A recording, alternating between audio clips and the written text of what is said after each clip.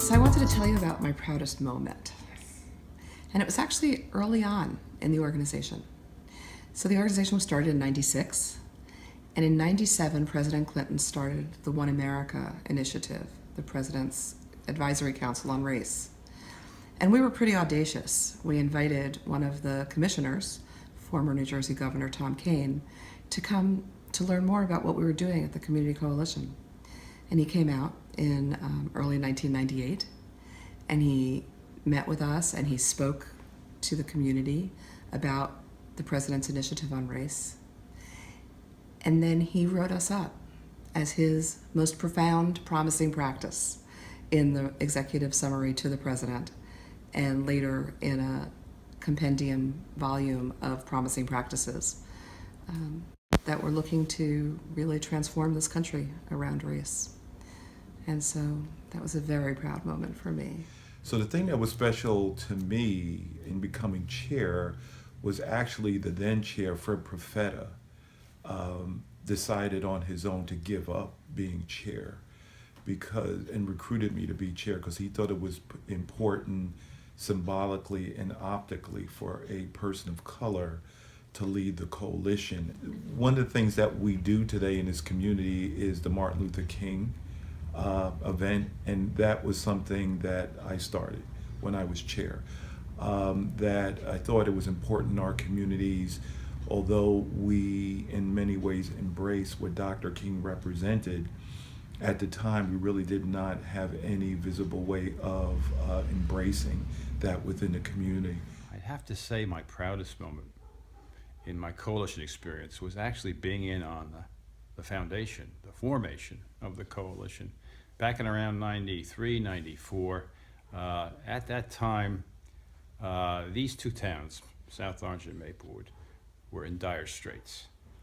And I was asked by members of the Maplewood Township Committee to join a Blue Ribbon Committee to see what exactly the problems were and what we could do about it.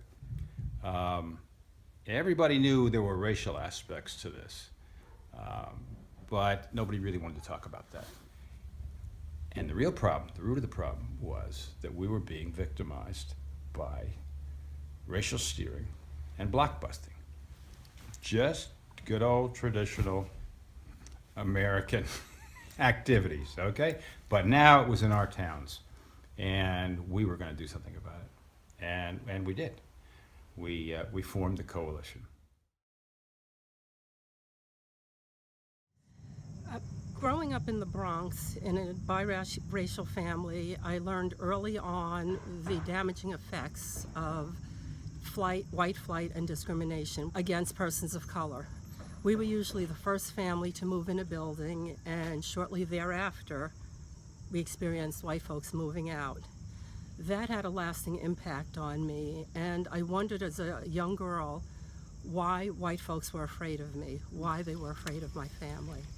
Now, here I am in South Orange, many, many years later, raising a family in Tuxedo Park, and all of a sudden, I noticed, due to real estate practices, that fewer and fewer homes were being shown to white folks. Mm-hmm. At the same time, a South Orange Village trustee invited me to be part of a group that was represented by the governing bodies and a few citizens in the town. And the concern was white flight in the communities, the changing demographics in the schools, and also real estate practices that were affecting what was going on in neighborhoods. That group, the Racial Talents Task Force, ultimately was the precursor to the South Orange Community Coalition on Race. So in 2001, I ran for the Board of Education, and on the campaign trail, I heard so many people claim that our greatest strength is our diversity. And during the 3 years that I served on the board, I kept hearing that over and over again. But I was confronted consistently by the challenges to that diversity. And one of the challenges being that we lay special claim to diversity, but we don't really always know what to do with it. We're not always on board. And that sometimes the claim to our specialness because of our diversity is empty. And I wanted to make it a reality. I thought as a chair, I actually ran good trustee meetings, and I thought we had good discussions. People were really honest with one another, and we would sometimes attain consensus through talking. But as far as what the coalition was accomplishing, I felt that it was, for me, it's been a great big continuum, and it's been never one person's leadership. It's always been all of us working together. I learned to do that through the coalition. I'd always been a bit of a loner, and I'm tremendously proud of what we have done as a group, as a community, as two communities. I'm proudest of my work at getting the community to talk to each other. I developed this an adult school relationship, and we sponsored a program together with the adult school, which then morphed into study circles, which I think is a lifelong method of remembering who you are, where you are, and why you're there.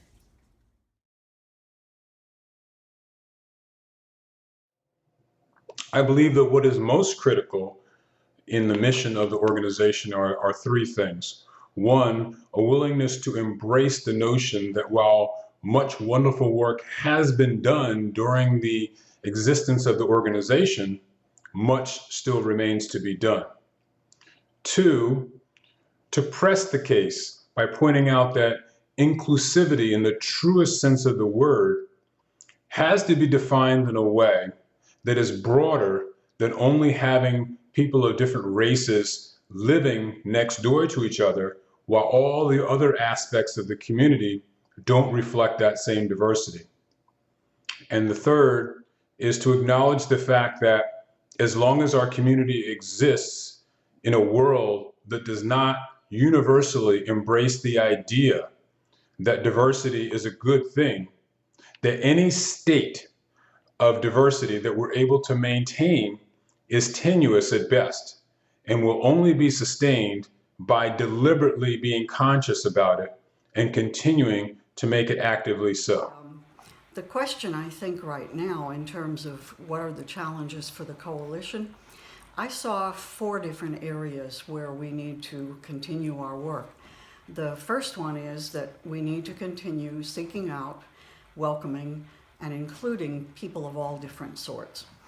White people, black people, Latinos, Asians, and all of the other ethnicities you could mention, as well as being a welcoming community for people who have different sexual orientations and gender identities. The second thing, and this one I think is really critical, is that we have to draw more young people, the younger generation, into the coalition's formal organization. The third one is that we need to build strong relationships with our town officials and police departments in particular, law enforcement. And we need to help the youth understand how to interact effectively with these different official groups, if you will. My last point, I believe, is that the coalition needs to continue sponsoring conversations on race. We hear a lot about that continually in terms of people want to talk about these issues, but they need a safe space in which to do that. We need to continue to provide that safe space where honest and open dialogue can happen. And it's my firm belief that the urgent topic of the moment is white privilege. It all seems to revolve around that in many ways. And we need to be able to talk about that. We need to be able to acknowledge that it is endemic in our society and that it exists in every single white person in our country.